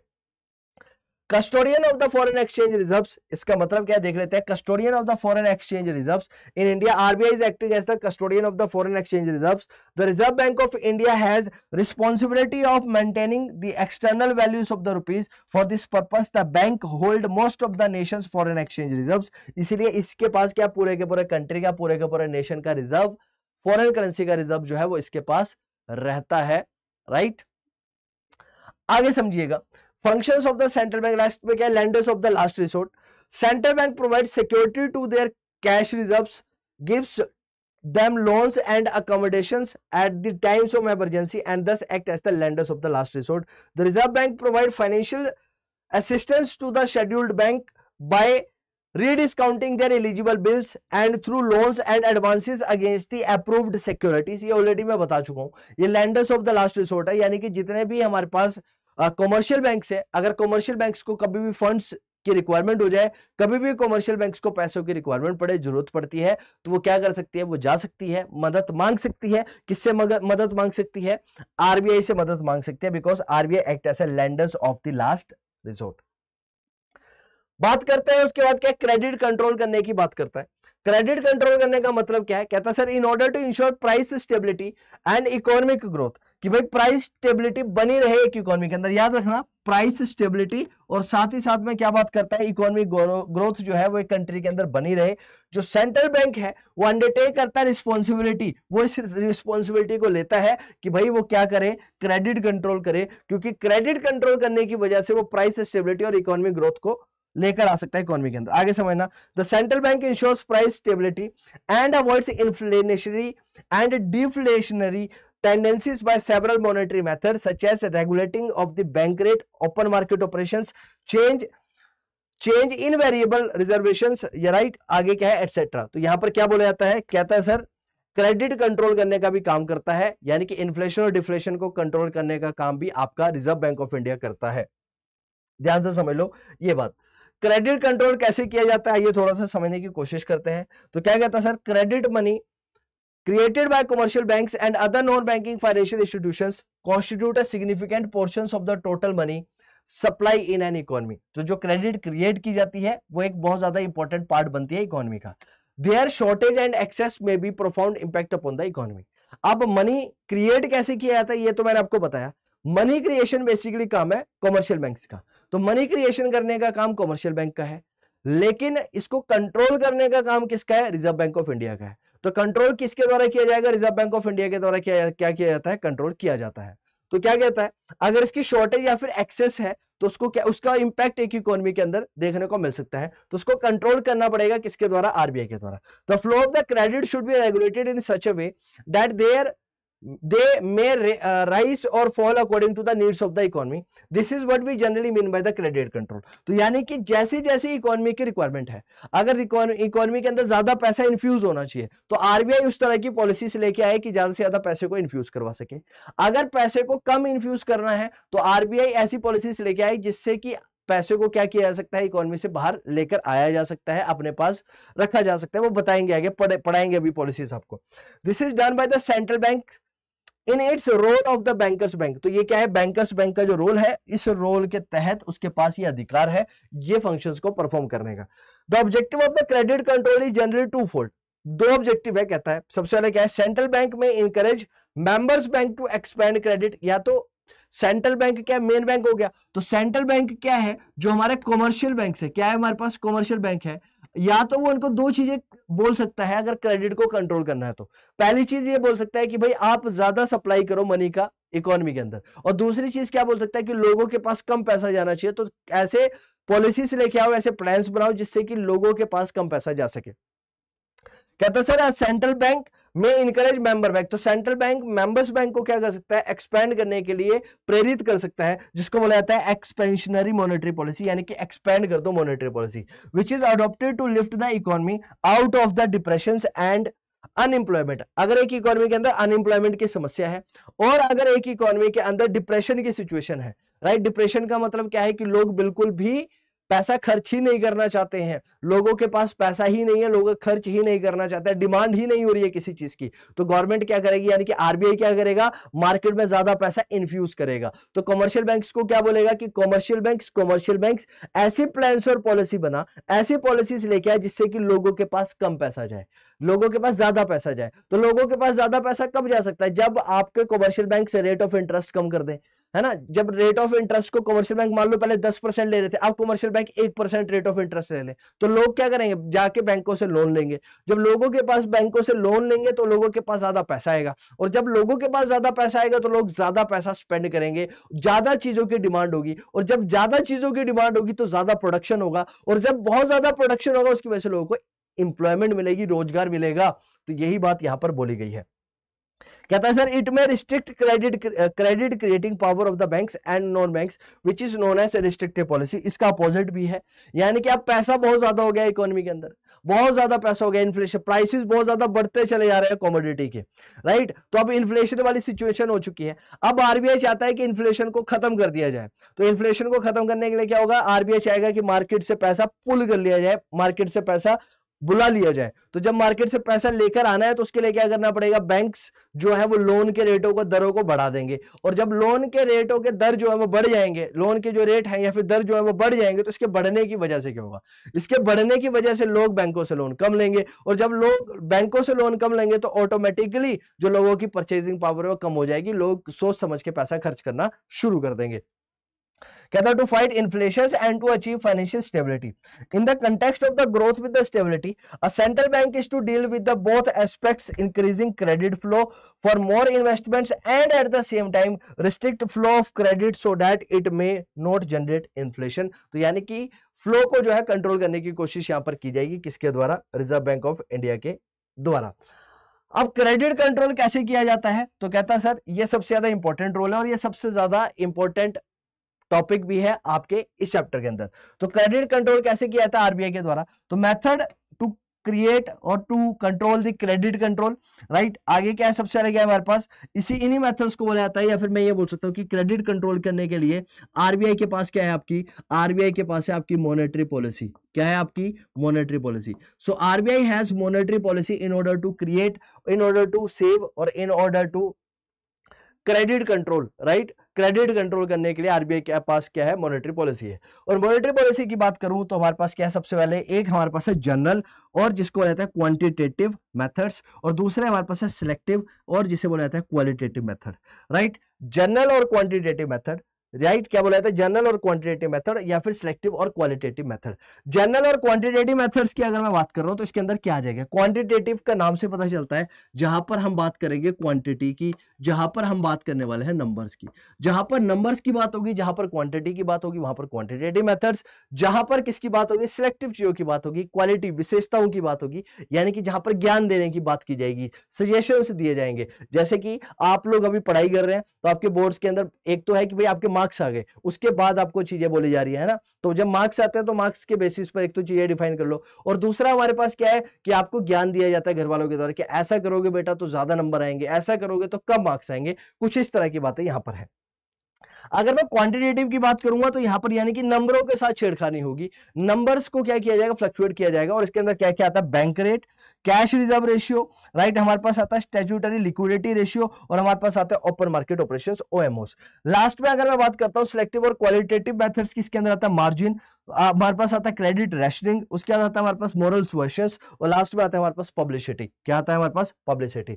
ये याद रखिएगा, ये इंपॉर्टेंट है, एग्जाम में यहां से क्वेश्चन पूछा जाता है, और कई बार डेफिनेटली देखा गया है कि आपके एग्जाम में यहां से क्वेश्चन पूछा गया है, और एक बार नहीं कई बार ये क्वेश्चंस यहां से पूछे गए हैं। इंपॉर्टेंट एस्पेक्ट है, समझिएगा।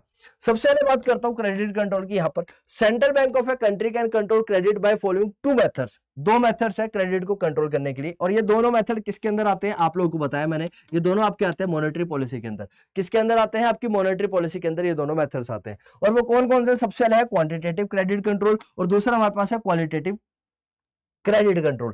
क्वांटिटेटिव की अगर मैं बात करता हूं तो इसे बोला जाता है जनरल क्रेडिट कंट्रोल। क्या बोला जाता है इसे, जनरल क्रेडिट कंट्रोल भी इसे बोला जाता है। इसका मतलब क्या है सर, यहां पे लिखा है रेगुलेट, एक्सपैंड और contract the total quantity of the credit viz derivative demand deposit created by commercial banks in an economy. तो यानी कि ये बेसिकली क्या है, रेगुलेटरी काम करेगा, रेगुलेट करेगा। क्वालिटेटिव और सिलेक्टिव क्रेडिट कंट्रोल की बात की जाए, do not regulate the total amount of the credit created by the commercial banks but certain particular selective credit which create economic stability. यानी कि यहां पर जो बात की जा रही है बेटा, ये किसकी बात की जा रही है, total quantity of the credit control की बात की जा रही है। किसकी बात की जा रही है, क्रेडिट कंट्रोल की बात यहां पर की जा रही है, जो इकोनॉमी के अंदर क्रिएट किया गया। तो यानी कि यहां पर इकोनॉमी के अंदर जो क्रेडिट क्रिएशन है उसके ऊपर बात की जा रही है, और उससे रिलेटेड मेजर्स की बात की जा रही है। यहां पर किसकी बात की जा रही है, यहां पर बात की जाती है किसकी, certain particular credit control related theoretical things, जिसकी वजह से उसको कंट्रोल किया जा सके, राइट। तो यहां पर अमाउंट के ऊपर कंट्रोल नहीं होता, यानी कि अमाउंट तो ठीक है जैसे चल रही है अमाउंट के ऊपर तो चीजें चलती रहेंगी, लेकिन इसके ऊपर अदर फैक्टर्स के ऊपर कंट्रोल देखने की बात होगी, उनके ऊपर ध्यान दिया जाएगा। अब क्वांटिटेटिव की अगर मैं बात कर लेता हूं, किसकी बात कर लेता हूं, क्वांटिटेटिव की बात कर लेता हूं, तो सबसे पहले हमारे पास आता है बैंक रेट। बैंक रेट का दूसरा नाम है डिस्काउंट रेट। बैंक रेट को क्या बोला जाता है, डिस्काउंट रेट भी बोला जाता है। तो इसका मतलब क्या है, सबसे पहले ये समझ लो, कहता है the bank rate is the rate at which the central bank lend fund to the commercial bank as a lender of the last resort against approved securities और एलिजिबल बिल्स ऑफ एक्सचेंज।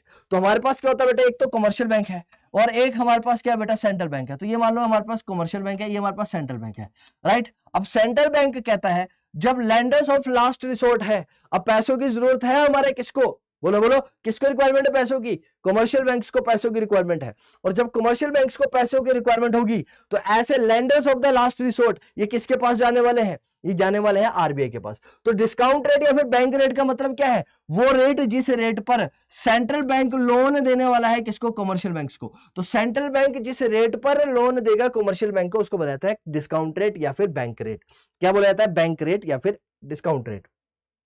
और सबसे important बात क्या है, commercial bank, central bank जब commercial bank को loan देगा तो कमर्शियल बैंक से इसके बदले में क्या लेगा बेटा, इसके बदले में लेगा सिक्योरिटीज। क्या लेगा इसके बदले में, सिक्योरिटीज लेगा। ध्यान से समझ लो, इंपॉर्टेंट बात है, इंपॉर्टेंट पॉइंट है, और कई बार आप लोगों को समझना जरूरी है, कई बार एग्जाम के अंदर आपसे ये पूछा जाएगा, राइट। तो कमर्स बैंक रेट और डिस्काउंट रेट का मतलब क्या है कि जिस रेट पर सेंट्रल बैंक लोन देता है किसको, कमर्शियल बैंक को, और इसके बदले में क्या लेता है, सिक्योरिटीज रखता है अपने पास। कहता है ड्यूरिंग इन्फ्लेशन। अब सोचो इन्फ्लेशन का टाइम है, इन्फ्लेशन का टाइम है, इसका मतलब इन्फ्लेशन का टाइम है, इसका मतलब मेरे प्यारे बच्चों कि मार्केट में पैसा बहुत ज्यादा है। अब मार्केट में बहुत ज्यादा पैसा है, अब आरबीआई लोन दे रहा है, राइट, आरबीआई लोन दे रहा है, इसका मतलब क्या है, आरबीआई अगर बैंक रेट, क्या यहां पर आरबीआई बैंक रेट को अगर बढ़ा देता है तो बैंक रेट को बढ़ाएगा, इसका मतलब कि कमर्शियल बैंक कम चाहेंगे कि कम पैसा वो क्या करे, आरबीआई से ले, और इसकी वजह से क्या होगा, इन्फ्लेशन कंट्रोल हो जाएगी। तो देखो यहां पर during inflation tendencies, the central bank में इंक्रीज बैंक रेट, तो सेंट्रल बैंक क्या करेगा, इंक्रीज कर देगा बैंक रेट को।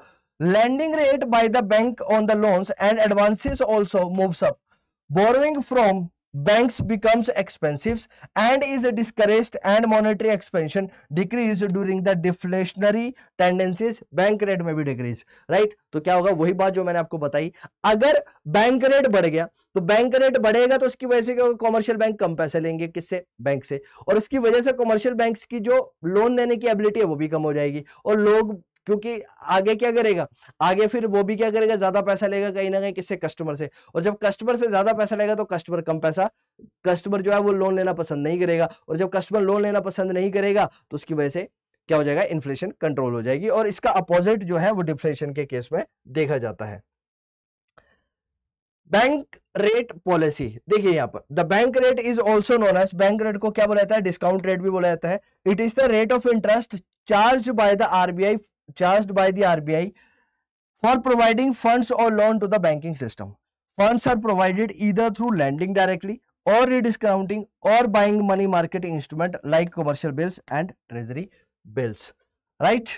यहां पर कुछ ये आपको एग्जांपल दे रखा है, एग्जांपल के तौर पर यहां पर समझ लीजिएगा एक चित्र के साथ, आगे समझिएगा। Open market operation, next is open market operation. अब ओपन मार्केट ऑपरेशन का मतलब क्या होता है, तो कहता है sir open market operation refers to buying and selling of the approved securities by the central bank with a view to infusing money supply in the economy. Open market operation का मतलब क्या है, यहां पर जो गवर्नमेंट है, government की securities को खरीदा जाता है या बेचा जाता है। तो open market operation refer to the buying and selling of the approved securities. Approved security किसकी, बाय द सेंट्रल बैंक के द्वारा सिक्योरिटीज को खरीदा या फिर बेचा जाता है, राइट, किस इंटेंशन से, जिसकी वजह से मनी सप्लाई को कंट्रोल किया जा सके। कैसे, अगर इन्फ्लेशन है कि इकोनॉमी के अंदर तो क्या होगा, इन्फ्लेशन है तो central bank sales securities to the public, तो सेंट्रल बैंक सारी की सारी सिक्योरिटीज लोगों को बेच देगा अगर इन्फ्लेशन है तो। जब सारी की सारी सिक्योरिटीज इन्फ्लेशन है तो बेच दी, तो बेचने की वजह से क्या होगा, लोग खरीद लेंगे, और जब लोग खरीदेंगे तो लोगों का सारा पैसा किसके पास चला गया, आरबीआई के पास चला गया। तो जब लोगों से पैसा आरबीआई के पास चला गया तो लोगों के पास कम पैसा रह गया स्पेंड करने के लिए, तो इन्फ्लेशन को कर्व कर लिया। और इसका उल्टा क्या है कि अगर मान लो डिफ्लेशन की सिचुएशन है तो उस चीज के अंदर आरबीआई सारी की सारी सिक्योरिटीज को मार्केट से खरीद लेगा, और जब सारी की सारी सिक्योरिटीज को मार्केट से खरीदेगा तो उसकी वजह से लोगों के पास जो पैसा है, क्योंकि खरीदेगा तो लोगों के पास पैसा जाएगा ना, क्योंकि लोगों ने जब इन्फ्लेशन के टाइम पे सिक्योरिटीज खरीदी, अब उसको बेचेंगे भी तो, और जब उसको बेचेंगे तो उसकी वजह से लोगों के पास पैसा आएगा, और पैसा आएगा तो लोग खर्च करेंगे तो डिफ्लेशन जो है कंट्रोल हो जाएगी। एंड बैंक्स, आगे क्या कहता है बेटा, देखो during inflation tendency central banks sell securities to the publics and banks a portions of the purchasing power of the publics and commercial banks. Cash flows goes to the central banks with the reductions in the deposit. Lending power of the banks decreases, which lead to the reductions in the credit expansions. The central banks purchase securities during the falling prices. जब prices गिर रहे हैं तो central bank इसको purchase कर लेगा। ये basically एक एग्जाम्पल के साथ सारी की सारी चीजें यहां पर आपको समझा रखी है। इस एग्जाम्पल को एक बार देख लीजिएगा, और ये सारे के सारे नोट्स अगर आपको चाहिए तो जुड़ना मत भूलिएगा हमारे टेलीग्राम चैनल के ऊपर, जिसका लिंक डिस्क्रिप्शन के ऊपर है। क्लियर है सर इतनी बात? जी सर, इतनी बातें हमें बहुत अच्छी तरह से क्लियर है। आगे हमारे पास आता है सर कैश रिजर्व रेशियो। अगर मैं कैश रिजर्व रेशियो की बात करता हूं, इसका मतलब क्या है कि कुछ डिपॉजिट नेट डिमांड और टाइम डिपॉजिट का कुछ पोर्शन बैंकों को रखना पड़ता है, किसके पास, आरबीआई के पास। The proportion of the primary deposit which the banks are legally required to keep with the central bank is termed as the cash reserve ratio. तो कैश रिजर्व रेशियो की बात करूं तो कुछ पोर्शन ऐसा समझ लो कि अगर मान लो हाउस होल्ड ने मान लो बैंक्स को 100 रुपए दिए, कितने रुपए दिए, बैंक्स को 100 रुपए दिए, तो बैंक 100 का 100 रुपए किसके लोगों के आगे लेंड नहीं कर सकता, लोन के तौर पर नहीं दे सकता है। इसके पास कुछ रिजर्व अपने पास रखना पड़ता है, कुछ रिजर्व इसको अपने पास रखना पड़ता है, और कुछ रिजर्व इसको सेंट्रल बैंक के पास यानी कि आरबीआई के पास रखना पड़ता है। तो जो रिजर्व वो आरबीआई के पास रखता है उसको बोलते हैं कैश रिजर्व रेशियो, और जो अपने पास रखता है उसे बोलते हैं SLR, statutory liquidity ratio. Inflation के टाइम पर क्या होगा, सीआरआर के रेट को बढ़ा दिया जाएगा। Prices of the inflationary tendencies, if CRR is raised the lending power of the commercial banks will contract accordingly. अब देखो समझो, अब ये पैसा रखना पड़ेगा, अब इस रेट को बढ़ा दिया। अब समझ लो मेरे प्यारे बच्चों, अगर इस रेट को बढ़ा दिया तो बढ़ाने की वजह से क्या होगा, ज्यादा पैसा अब आरबीआई के पास रखना पड़ेगा, और जब आरबीआई के पास अब ज्यादा पैसा जाएगा इसका मतलब बैंक कम पैसा जो है वो लैंड कर पाएंगे, तो लैंडिंग जो है वो ऑटोमेटिकली कम हो जाएगी, तो इससे इन्फ्लेशन जो है वो कंट्रोल हो जाएगी। This will cause fall in the money expansions in the economy. A decrease in the ratio has an opposite effect and may be followed during the deflationary tendencies, और इसका अपोजिट जो है वो डिफ्लेशनरी टेंडेंसी के अंदर देखा जाता है। ये कैश रिजर्व रेशियो का एग्जांपल है। व्हेन सीआरआर रेट इज 6%, तो 1000 रुपए, राइट, 940, 1000 रुपए डिपॉजिट आया, 940 रुपए बैंक्स के पास बचा, और 60 रुपए आरबीआई के पास जमा करवा दिया, क्योंकि 6% सीआरआर रेशियो था। अब इस रेट को बढ़ा दिया जाए या कम कर दिया जाए तो उससे इन्फ्लेशन और डिफ्लेशन को कंट्रोल किया जा सकता है, वही बात इसके अंदर लिखी गई है। स्टैट्यूटरी लिक्विडिटी रेशियो, अगर मैं इसकी बात करता हूं तो नेट टाइम डिपॉजिट का कुछ पोर्शन बैंकों को अपने पास रखना पड़ता है, राइट। तो कहता है statutory liquidity ratio refers to the amount of the asset which banks are legally required to hold in the forms of cash in hand, government and approved securities। तो कुछ पैसा बैंकों को अपने पास भी रखना पड़ता है, सारा का सारा पैसा वो लैंड नहीं कर सकते हैं, कुछ पैसा वो अपने पास रखेंगे, और जिस पैसे को वो अपने पास रखते हैं उसे एसएलआर बोलता है। The increase in the SLR causes a fall, कहता है the increase in the SLR causes a fall rate of credit expansion, decrease in the SLR causes a rise in the rate of the credit expansion. तो इसका भी कुछ ना कुछ वैसा ही तरीका है, जैसे कि सीआरआर काम करता है वैसे ही हमारा एसएलआर काम करता है, राइट। चलिए अब आगे देख लेते हैं क्वालिटेटिव और सिलेक्टिव क्रेडिट कंट्रोल। क्वालिटेटिव और सिलेक्टिव की अगर मैं बात करता हूं, यहां पर क्या है, सबसे पहले fixation of margin requirement. Margin requirement is the difference between the value of the securities and the loan, right.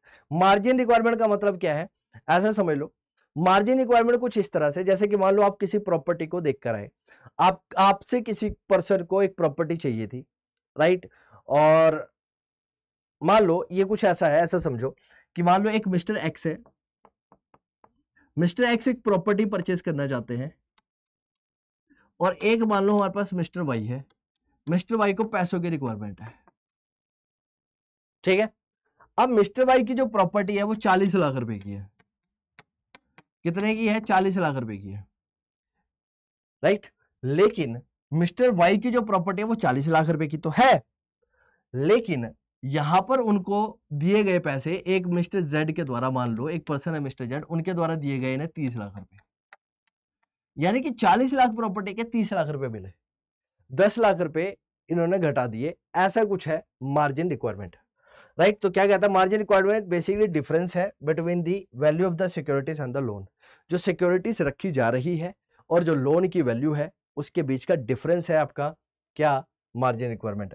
आगे क्या है, when the central bank prescribes higher margin the borrowers can obtain less amount of the credit and stock and vice versa, यानी कि अब ज्यादा अगर rate रख दिया जाए, ज्यादा प्रिस्क्राइब कर दिया जाए, ज्यादा हायर मार्जिन रख दिया जाए सेंट्रल बैंक के द्वारा, तो इसका मतलब ज्यादा पैसा ब्लॉक कर रहा है, और जब ज्यादा पैसा ब्लॉक होगा तो उसकी वजह से कम खरीद पाएंगे आप लोग।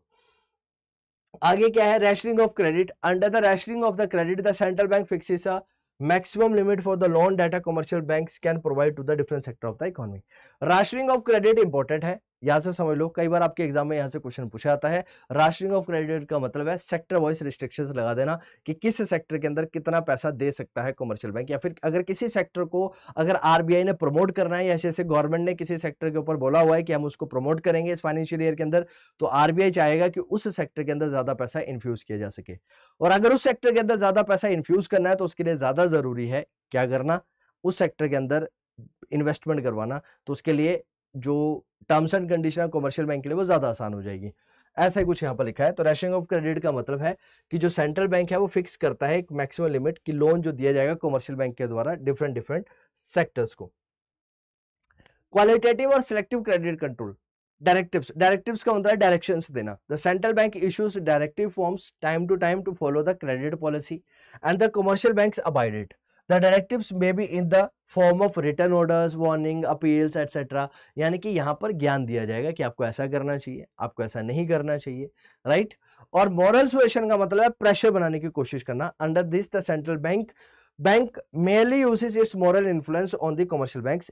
It includes the advice, suggestions, request, persuasion with the commercial banks to cooperate with the central banks. If the commercial banks do not follow the advice extended by the central bank, no penal actions can be taken against them. यहां पर actions नहीं लिए जा सकते हैं, लेकिन ऊपर वाले केसेस के अंदर एक्शंस लिए जा सकते हैं, राइट। यहां पर क्या है, डायरेक्टिव्स एंड मोरल सुएशन। देखिएगा यहाँ पे मोरल सुएशन का मतलब क्या है, is just as a request by the RBI to the commercial bank to take so and so actions and measures in so and so times of the economy.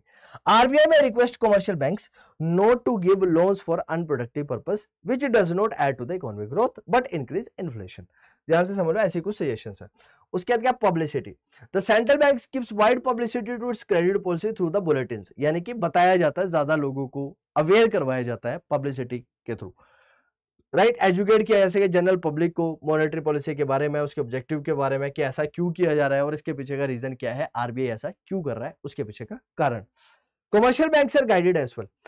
Direct action. The central bank use direct actions against the banks which does not comply with these required instructions. No commercial banks can afford to go against the wishes of the central banks with regard to the policy matters, as the central bank has wide powers even to stop banks operations. Central bank apex body है, central bank के पास power है कि वो चाहे तो कैसा भी decision ले सकता है, इसलिए इसको ध्यान में रखा जाए तो ज्यादा बेहतर है, ठीक है। और इसके बाद ये बेसिक डिफरेंसेस है सेंट्रल बैंक और कमर्शियल बैंक्स के साथ, और सेंट्रल बैंक्स और कमर्शियल बैंक से रिलेटेड डिफरेंसेस हमने ऑलरेडी समझ लिए हैं, तो इसको एक बार पढ़ लीजिएगा। आप लोगों को पीपीटी चाहिए होगी तो एक बार टेलीग्राम का चैनल ज्वाइन कर लीजिएगा, वहां पर आपको पीपीटी देखने के लिए मिल जाएगी। आई होप आप लोगों को ये क्लास बहुत अच्छी लगी होगी और आप लोगों को बैंकिंग का टॉपिक बहुत अच्छी तरह से समझ में आ गया होगा। और अगर आपको चैप्टर समझ में आया तो चैनल को लाइक शेयर सब्सक्राइब करना मत भूलिएगा। तो मिलते हैं आप लोगों से एक नई वीडियो के साथ, एक नए जोश के साथ अगली क्लास में। Till then take care and God bless you all.